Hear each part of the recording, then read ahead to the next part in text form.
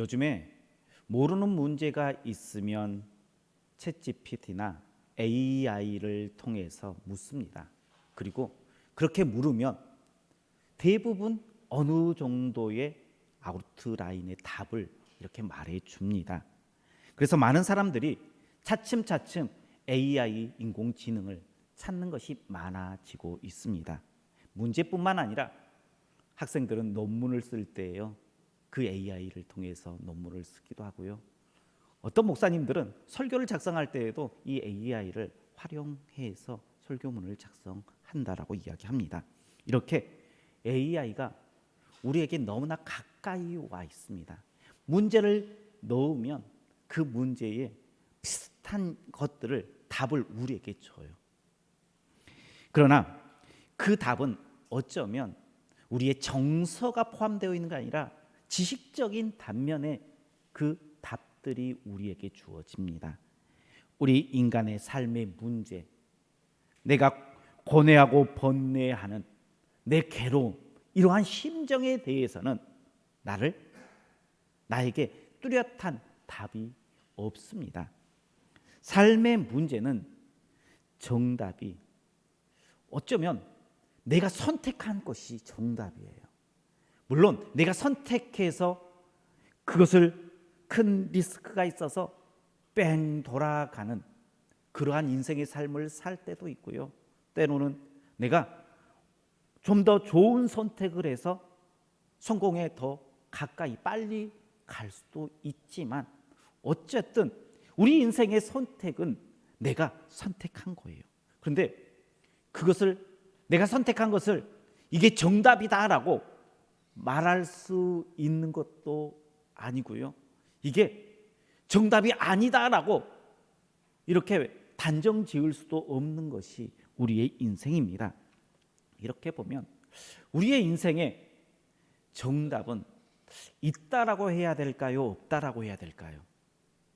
참 어려운 문제인 것 같습니다. 그런데 그리스도인인 우리에게는 항상 정답이 있는 줄 믿으시길 바랍니다. 바로 예수 그리스도세요. 예수 그리스도가 우리 인생의 그 어떠한 문제 앞에서도 이게 정답입니다 고백하는 우리 성도님들 되시길 주의 이름으로 축복합니다. 우리 옆에 분들과 함께 인사하겠습니다. 우리 인생의 답은 그리스도 예수입니다.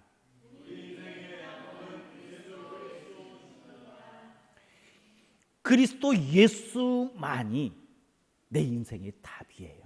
그런데 이렇게 답을 가지고 있는 인생과 답이 없는 인생은 완전히 다른 길을 걷게 되어집니다. 12의 혈류증 앓은 한 여인이 있었습니다. 혈류증은 여인이 하혈을 하는데 그 하혈이 멈추지 않는 병이에요. 이스라엘에게 부정하다라고 정해 놓은 법이 있습니다. 레위기에 보면 부정한 동물을 만졌을 때에 그 인생이 부정해져요. 그리고 죽은 시체를 만졌을 때나 나병에 걸린 사람을 만졌을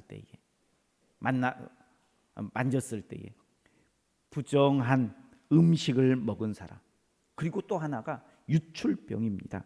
유출병에 걸렸고 그 사람을 만졌을 때에 여자의 생리, 여자가 출산했을 때에도 이게 부정한 것에 속합니다. 부정한 사람들은 반드시 정결의식을 통해서 깨끗함 받고 사람들과 접촉하고 생활을 할 수 있게 만들어졌습니다. 그렇다면 이 혈류증으로 12년을 살았던 여인은 어땠을까요? 부정한 여인으로 12년을 산 거예요. 친구도 가족도 어쩌면요 가까이 할 수 없어요. 한두 해가 아니라 12년을 그렇게 살다 보면요 다 떠나요. 그래서 혈루증은 단순히 병을 뛰어넘어서 한 사람의 인생을 송두리째 무너뜨릴 수밖에 없는 병이 바로 이 혈류증이에요. 참 무서운 병이에요. 12년간 이 여인은 답이 없는 인생을 살았어요. 그래서 꾸준히 그 답을 찾아서 헤맸던 여인이었습니다. 우리 26절 말씀 같이 보겠습니다. 26절입니다. 많은 의사에게 많은 괴로움을 받았고 가진 것도 다 허비하였으되 아무 효염이 없고 도리어 더 중하여졌던 차에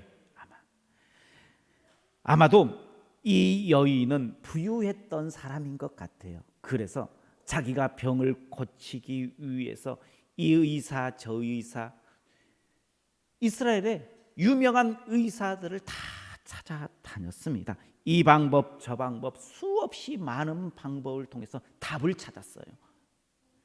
그러던 중에 수치도 많이 당했고요, 괴로움도 많이 당했습니다. 재산도 이제 거의 탕진하였습니다. 그런데 그 결과가 어땠습니까? 보니까 도리어 더 중하여졌던 차에 더 그 병이 나빠졌던 상황이었습니다. 답이 없는 인생에서 다른 정답이 아닌 다른 답을 찾아서 헤매면요, 우리의 인생은 점점 그 깊은 수렁으로 빠져들 수밖에 없는 것이 우리의 인생이에요. 그래서요, 답을 찾을 수 있어야 돼요. 답을 가지는 성도가 되어야 합니다. 그녀는 12년 동안 답이 없는, 그래서 답을 찾아다니는 인생이었습니다. 이렇게 아무리 찾아도 답이 없다라고 느껴질 때가 있어요. 우리 성도님들도 살다 보면은 아무리 내가 발버둥을 쳐도 그것에서 헤어나지 못하는 그러한 감정이 들 때가 있습니다. 얼마 전에 한 인터넷에 답이 없는 인생이라는 글이 이렇게 있어서 소개해 드립니다. 부유하지도 않고 그렇다고 해서 가난하지도 않았던 두 명의 여동생을 둔 한 대학생 이야기입니다. 아버지는 어렸을 때에 잃고 어머니가 세탁소를 운영하다 보니 그럭저럭 생활하는 데 불편함이 없었습니다. 그런데 갑자기 어머니가 암에 걸려요. 그리고 암에 걸려서 세탁소를 운영하지 못하고 한 2년여 년 동안 암투병을 하게 되어집니다. 그러면서 가진 것들을 다 탕진하고 결국 죽게 되었습니다. 어머니가 암투병하는 동안에 상당한 빚이 있습니다. 이제 두 명의 여동생이 있어요. 학교를 다닐 수가 없었어요. 그래서 학교를 그만두고 낮에는 공사판에서 밤에는 아르바이트로 하루에 2-3시간 자면서 열심히 살아요. 그런데요, 생활이 나아지지 않아요. 숨이 턱턱 막혀요. 죽을 것 같아요. 이렇게 답이 없는 하루하루를 살아가는데 오늘도 다시 이렇게 답이 없는 하루가 시작된다라고 하면서 이 글이 맞춰지더라고요. 어쩜 이 사람처럼 아무리 찾아도 답이 없게 느껴지는 그러한 상황 가운데 있어요. 아무리 머리를 내가 이쪽 저쪽을 다 헤아려 봐도 이 문제를 풀려지지 않을 것 같은 그러한 상황 가운데에 놓여질 때가 있다는 거예요. 이 12의 혈증으로 고생한 여인이 아마 그런 심정이었을 것 같아요.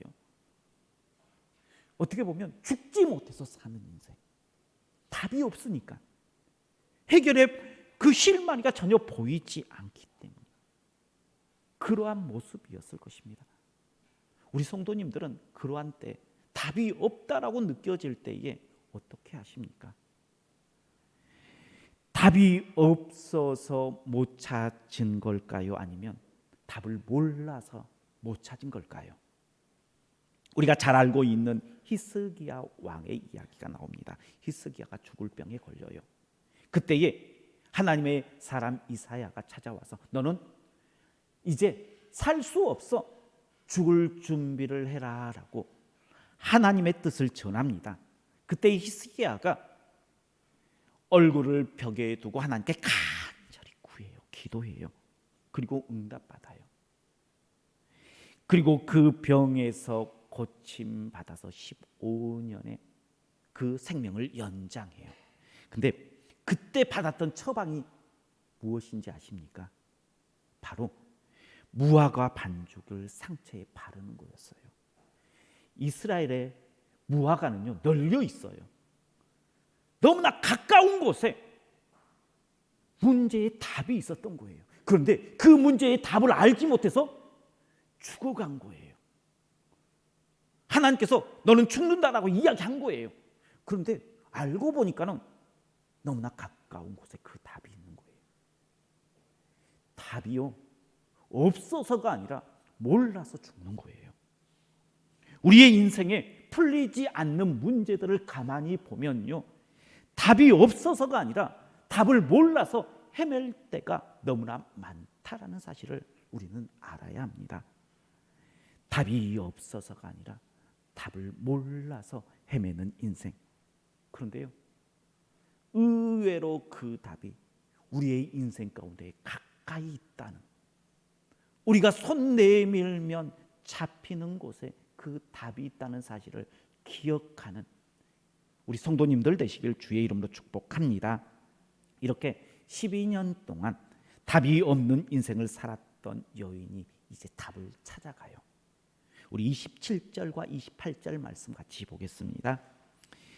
예수의 소문을 듣고 무리 가운데에 끼어 뒤로 와서 그의 옷에 손을 대니 이는 내가 그의 손에만 대어도 구원을 받으리라 생각함일러라. 아멘. 이 여인은 예수님의 옷깃을 만지면 낫게 된다라는 그 마음이 생겼어요.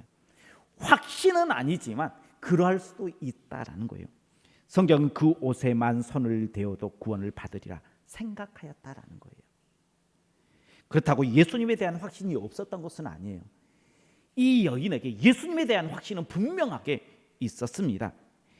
예수님이 내 인생의 답입니다 하면서 어쩌면 손을 대었던 거예요. 단지 이 방법이 손을 대는 옷깃을 만지는 것으로 내가 나음을 받을 수 있다는 그 확신은 좀 부족했을 수 있어요. 그런데 예수님은 나의 답이에요 라는 확신이 있었어요. 어디서 그것을 알 수 있냐 그러면 예수님께서 병 다 나은 여인에게 이렇게 말씀하세요. 딸아, 내 믿음이 너를 구원하였다라고 이야기하고 있어요. 이 여인에게 예수님이 나의 인생의 답입니다라는 그 확신은 있었는데 방법적으로 내가 옷깃을 만지면 그것이 내 병을 고칠 수 있다라는 그 부분들은 그냥 확신이 아니라 그럴 수 있겠구나, 어쩌면 막연한 생각 가운데에 옷깃을 만졌는지 모릅니다. 혹시 옷깃을 만져도 나을 수 있겠지, 어쩌면 기대감이 훨씬 더 컸겠죠. 그러나 100%는 아닙니다. 이 여인은 많은 사람들과 접촉하면서 예수님 앞에 떳떳이 나갈 수 없는 입장이었어요. 앞을 보지 못한 사람, 중풍병자들, 이들은요 예수님 앞에 소리치며 나아갈 수 있었어요. 사람들을 다 해치며 내 병 좀 고쳐주십시오라고 나갈 수 있었습니다. 그런데 이 여인은 어떤 여인이에요? 부정한 여인이에요. 사람과 접촉하면 안 돼요. 그래서 이 여인이 할 수 있었던 것은요, 나의 최선은 몰래 가서 예수님의 옷깃을 만지는 것이었습니다. 이것이 나의 최선의 방법이었습니다. 이렇게 답을 찾지 못했던 여인이 답을 찾아 예수님에게까지 왔습니다. 그리고 그 답을 얻기 위해 용기를 내었습니다. 물론 예수님 앞에 나아가서 무릎을 꿇고 주님, 나 좀 고쳐주세요 했으면 더 좋았겠지만 그 여인의 상황에서는 그럴 수 없었어요. 자신의 처지를 생각해서 어수선한 상황 가운데 예수님을 만지는 것으로 나는 만족하리라. 그럼에도 불구하고 주의 은혜가 내게 임하면 내가 고침 받으리라. 이러한 막연한 기대의 감으로 주님 앞에 나아갔습니다. 우리는 예수님이 답이다라는 사실을 다 알고 있어요. 그죠? 예수님이 답입니까 아닙니까? 우리의 모든 문제의 답이에요. 그러한 확신 없이 이 예배의 자리에 앉아 있지 않을 거예요. 만약에 그러한 확신이 없다면 예수님이 우리 인생의 답임을 다시 한번 고백하고 확신을 갖는 우리 성도님들 되시길 주의 이름으로 축복합니다. 실제로 예수님은 그럴 능력이 있어요. 그리고 그러할 고쳐주고 우리의 인생의 답이 되어주실 그 마음도 갖고 계세요. 그래서 오늘 내가 너의 답이야 라고 하면서 우리 성도님들을 찾아와 주신 줄 믿으시길 바랍니다. 그러나 그 여인이 옷깃을 만지는 것 같이 표현되어져야 돼요. 그냥 내가 믿습니다라고 가만 앉아 있는 것이 아니라 예수님이 나의 답입니다라고 이 여인이 옷깃을 만진 것처럼 우리도 주님이 내 인생의 답입니다라고 하면서 그 예수님의 옷깃을 만져야 합니다. 여인이 취할 수 있는 최선의 방법으로 예수님의 옷을 만졌던 것처럼 우리도 나의 최선의 인생의 답을 찾아서 손을 대어야 돼요. 예수님이 인생의 답입니다라고 고백했으니까 이제는 용기를 내어서 우리의 손을 뻗어 예수님의 옷깃에 손을 대는 시선 2026년 한 해가 되시길 주의 이름으로 축복합니다. 물론 옷깃에 대면 고침받는다, 인생의 문제가 해결된다, 100% 확신이 없을 수 있어요. 이 여인도요, 예수님이 인생의 답입니다라고 이야기했지만 그 옷깃을 만질 때에 내가 확실히 고침받는다라는 그 확신까지는 부족했어요. 구원받는다, 고침받는다, 확신이 아니라 그렇게 생각했다라는 거예요. 대신 예수님에 대한 그 믿음은 흔들리지 않았습니다. 옷을 댐을 통해서 고침받기를 간절히 원하는 마음으로 그 옷에 손을 대었습니다. 우리는 예수님에 대한 확신이 있어요. 예수님이 우리 인생의 답입니다라는 확신이 있어요. 그러나 그 확신이 아니라 이제는 우리의 손을 내밀어 예수님의 옷깃에 손을 대는 수고를 감수해야 합니다. 답을 아는 것이 중요한 것이 아니고요, 답을 알면 시험지에 써야 돼요. 답을 알면 그것을 내 삶에서 실천해야 합니다. 그 답을 아는 것을 누려야 할 때가 지금입니다. 시선 2026년 기도의 옷깃을 잡음으로 하나님을 바라보십시오. 예배의 옷깃을 잡음으로 하나님 앞으로 나아오십시오. 찬양과 전도와 헌신의 옷깃을 붙잡음으로 하나님을 바라보십시오. 이렇게 우리가 옷깃을 잡을 때에 우리의 문제는 해결되어질 줄, 예수님께서 우리의 인생에 답이 되어 돌아오실 줄 믿으시길 바랍니다. 그 믿음에 수고가 더해질 때에 이 여인이 옷깃을 잡자 어떤 일이 벌어졌습니까? 우리 29절 말씀 같이 보겠습니다. 29절입니다. 이에 그의 혈육 근원이 곧 마름에 병이 나은 줄을 몸에 깨달으니라. 아멘. 지금까지 지긋지긋하게 괴롭혔던 12년 동안 내 인생을 송두리째 무너뜨렸던 그 문제가 해결이 되어져요. 하나님 바라보고 예수님 바라보고 그 옷깃을 붙잡자 하나님께서 답이 되어주시고 예수님께서 답이 되어주시는 줄 믿으시길 바랍니다.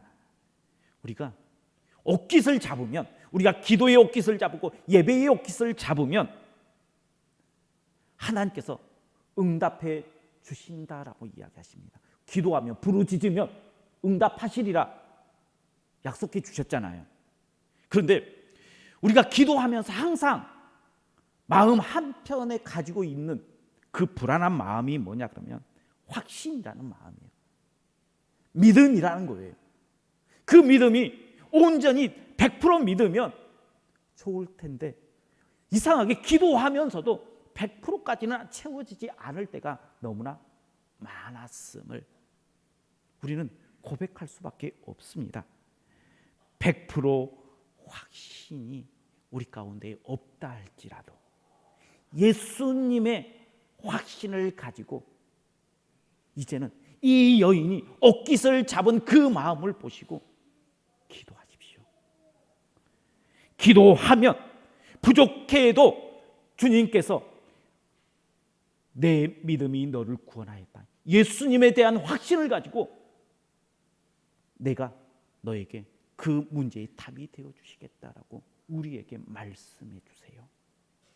그러니 부족한 마음으로 옷깃을 만지십시오. 기도하십시오. 마음껏 조금 불안해도 100% 확신이 되어지지 않아도 기도의 자리, 예배의 자리, 헌신의 자리에 나와서 하나님 앞에 나아가십시오.